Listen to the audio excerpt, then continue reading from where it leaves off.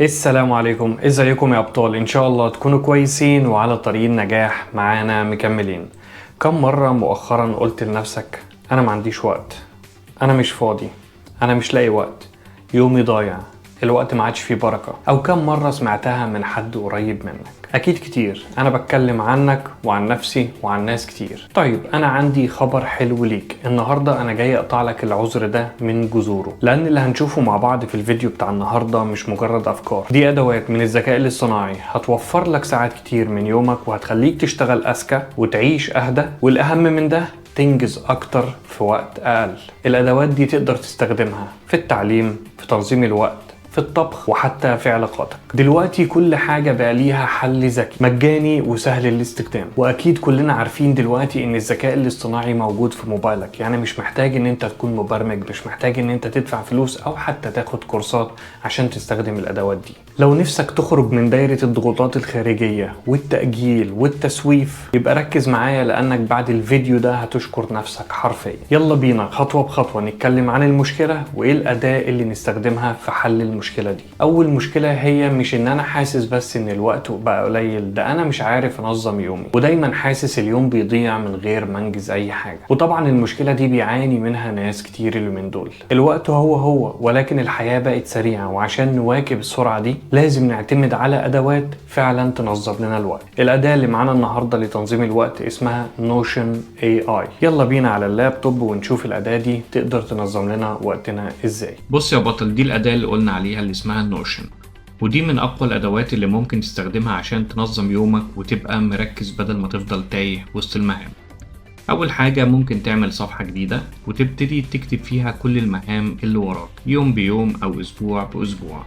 من هنا بنعمل صفحة جديدة ونكتب مثلا My Daily Tasks، وهنا تكتب التاسكس مثلا تاسك 1 تاسك 2، بعد كده التاسك اللي بعديها، بعد كده التاسك اللي بعديها، وتعمل التاسكس اللي انت عاوزها. كأنك بتاخد، ممكن برضو تعمل نوتس ان انت تدون مثلا نوت 1، بعد كده نوت 2 3 الى اخره. تاخد كل النوتس اللي انت مثلا بتدونها على مدار يومك، او لو بتذاكر حاجة، او لو حابب ان انت تسجل اي معلومة. والجميل كمان ان انت ممكن تعمل to do list. يعني لو جيت على علامة الزائد هنا ورحت على to do list ممكن تعمل مثلا 1 2 3 to do list 4 زي ما انت عايز.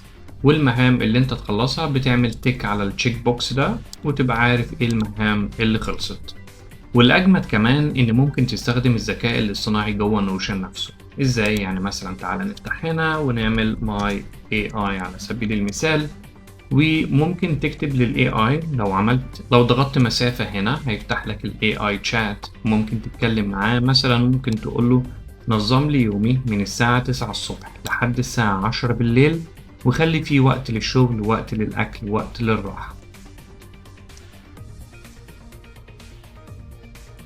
هتبص هتلاقيه عمل لك جدول يومي من الساعة 9 للساعة 10 بالليل، ومفيش أحسن من كده. وعندك الأوبشن إن أنت توافق أو إن أنت ما توافقش على السجيشن أو الاقتراح ده، أو إن أنت تتكلم معاه، يعني تعدل معاه تقول له لأ عدل لي مثلا على من الساعة 4 ل 4 ونص، خلي الاستراحة مثلا ربع ساعة، أيا كان. بس شوف الجدول الجميل ده. وفي كمان ممكن تخليه يساعدك في المذاكرة. هنقول مثلا discard، نعمل صفحة جديدة ونخليها مثلا My AI for Study للمذاكرة، وتعالى مثلا نقول له أنا عندي كتاب من 50 صفحة عاوز أذاكره بحيث إن أنا أكون في قمة تركيزي وأستفاد أكتر. تعالى نشوف هيعمل لنا إيه. جدول المذاكرة المثالي لكتاب 50 صفحة، مديك بادئ الأول بشوية نصايح أساسية. حدد وقت المذاكرة في الصبح من 6 ل 10 بيكون الذهن صافي. قسم الكتاب ل50 صفحة على 5 أيام، يعني 10 صفحات يوميا. اجعل فترة المذاكرة 45 دقيقة متواصلة، بعد كده خد راحة 15 دقيقة. الجدول اليوم المقترح، نصائح إضافية إلى آخره. وبرضه ممكن تتكلم معاه، ممكن توافق على الجدول ده أو ممكن ما توافقش، up to you whatever. بس يا شباب تيالي مفيش أقوى من كده. يعني بدل ما تفضل كل يوم محتار تبتدي بإيه وتنتهي بإيه، نوشن بيخلي عندك نظام ويريحك من التفكير الزايد. والأجمل كمان إن هو مجاني وسهل الاستخدام ومتوفر على الكمبيوتر والموبايل كمان. يعني ممكن تنزله على الموبايل، ولو انت بره البيت او اللابتوب مش معاك تبتدي تتابع الجدول بتاعك والتودو ليست وكل التاسكس. وده كان نوشن من اقوى البرامج ان ما كانش اقوى البرامج، وانا بصراحة بعتمد عليه بقالي فترة جدا في حاجات كتير. يلا نشوف المشكلة التانية.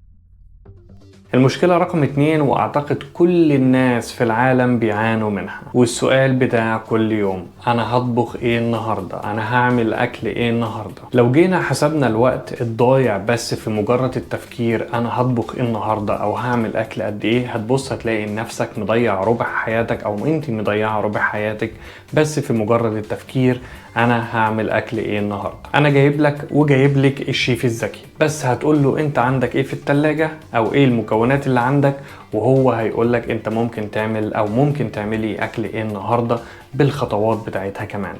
يلا بينا نشوف الشيف الذكي. وزي ما قلنا الموقع ده اسمه تشيف جي بي تي، حرفيا بيعمل معجزة. بتدخله المكونات اللي عندك في البيت او اللي عندك في البيت وهو يرد عليك بوصفة كاملة بالمقادير والخطوات، وكأن معاك شيف محترف واقف جنبك في المطبخ. يعني مثلا تكتب له عندك رز، بيض، طماطم، شوية بقدونس، يقوم يقول لك تعالى اعمل لك اومليت شرقي على اصوله، او طبق رز بالطريقة الفلانية مثلا. ومش بس كده، تقدر تقول له انك عايز اكلة سريعة او اكل دايت او حتى اكل نباتي، وهو بيظبط لك كل حاجة تناسبك 100%. يا بطل، مفيش اكتر من ان انت هتوفر وقت، هتوفر فلوس، وتاكل حاجة من ايد شيف AI محترم. جربه. يلا نعمل get started. انا اجربه معاكم برضو. وهنا هنضغط على continue with a free plan. مش محتاجين ان احنا نشتري. وهنا recipes، بعض الوصفات اللي انت ممكن تلاقيها جاهزة.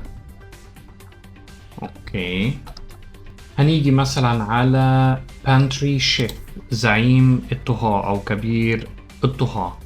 وبعد كده نبتدي نختار ingredients. هنقول ان انت عندك مثلا ايه، eggs، egg ماشي، عندك tomato،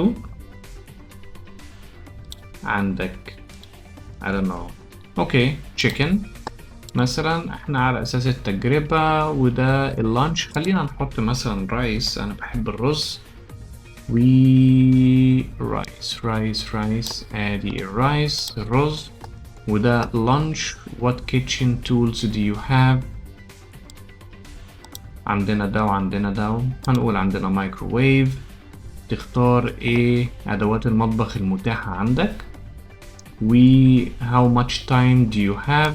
كمان بتحدد له الوقت. هنقول مثلا يلا 35 دقيقة.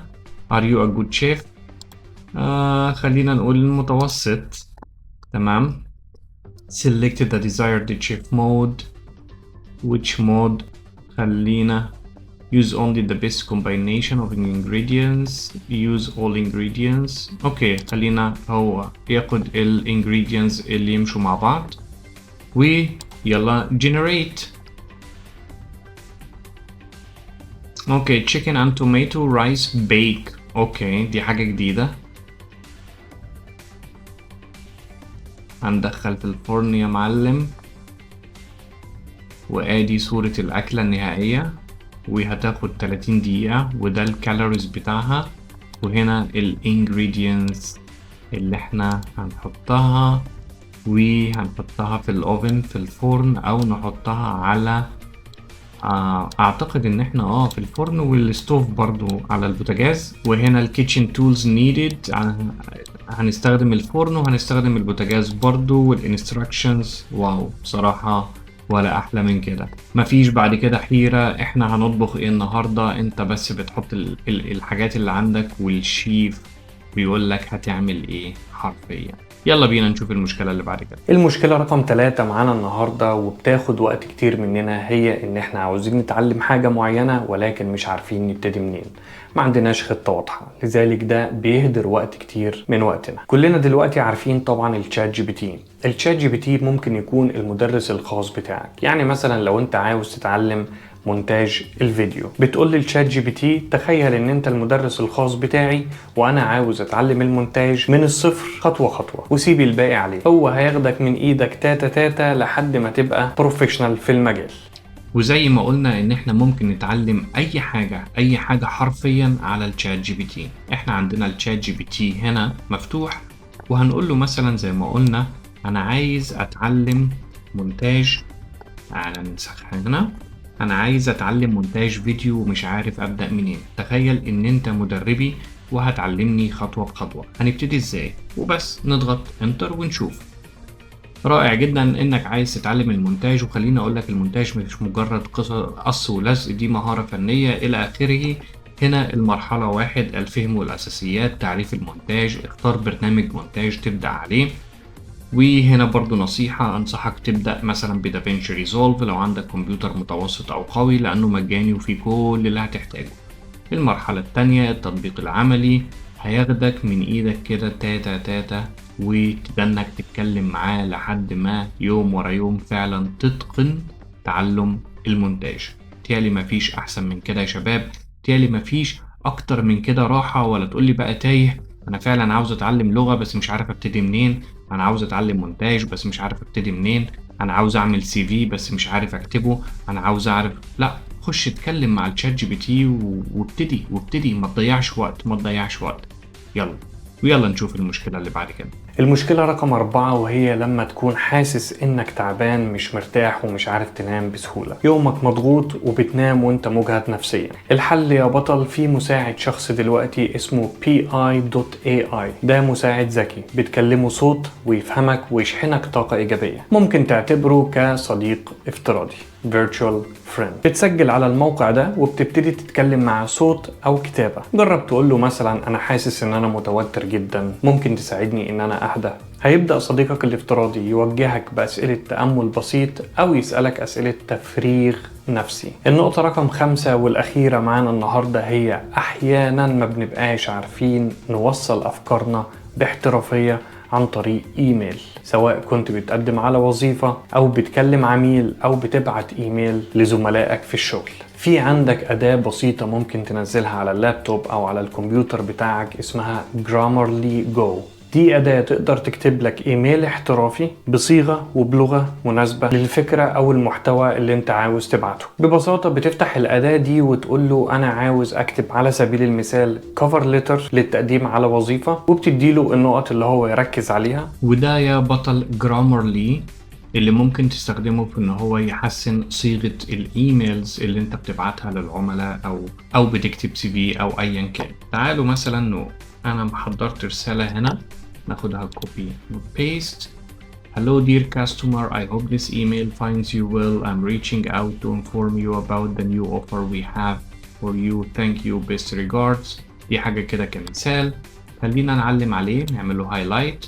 وفي هنا البن الصغير ده، القلم الصغير ده improve it، حسنها. تعالوا نضغط عليه ونشوف الصيغة الجديدة.